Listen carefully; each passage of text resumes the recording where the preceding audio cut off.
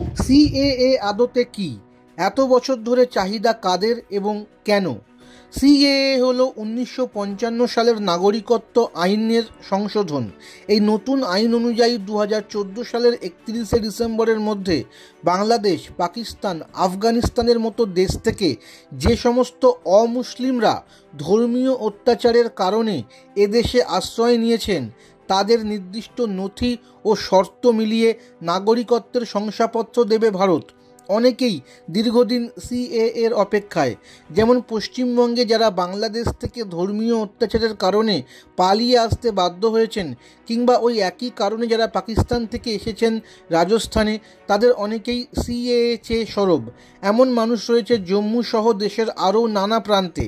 সিএএর দাবি তোলা মানুষদের দীর্ঘদিনের অভিযোগ, তাদের অনেকেই পরিণত বয়সে এদেশে পালিয়ে আসতে বাধ্য হয়েছেন, ফলে এখানে বৈধ কাগজপত্র তৈরিতে সমস্যার মুখে পড়তে হয়েছে। কাজ করার ক্ষেত্রে সমস্যা হয়, অনেক সময় ভিন রাজ্যে গেলে দাগিয়ে দেওয়া হয় বিদেশি বা অনুপ্রবেশকারী হিসেবে। কোনো রাজ্যে অনুপ্রবেশকারী চিহ্নিত করতে অভিযান চালালে গ্রেফতার হওয়ার সম্ভাবনাও রয়েছে।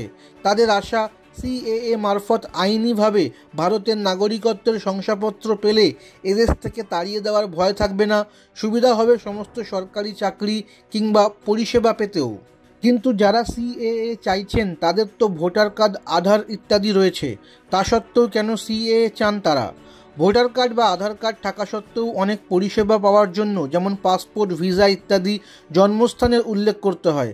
সেক্ষেত্রে প্রতিবেশী দেশের ঠিকানা দেওয়া হলে সমস্যায় পড়তে হয়। ভিন রাজ্যে কাজে যাওয়া থেকে শুরু করে যে কোনো ক্ষেত্রে জন্মের প্রমাণপত্র দাখিল করতে গেলে একই সমস্যা। অনেকের বিশ্বাস সিএএ সেই সমস্যা মেটাবে। ভবিষ্যতে দেশ থেকে বিতাড়নের ভয় থাকবে না, কারণ সিএএর আইনি শংসাপত্র পাওয়া সকলে এদেশের নাগরিক বলে গণ্য হবে। পাসপোর্ট সহ কোনো সরকারি পরিষেবা পেতে গিয়ে অনুপ্রবেশকারী হিসেবে চিহ্নিত হওয়ার আশঙ্কা থাকবে না, বিশেষত ভবিষ্যতে তখনও যদি এদেশে জাতীয় নাগরিক পঞ্জি তৈরি হয়, তখন তাতে নাম না উঠলে।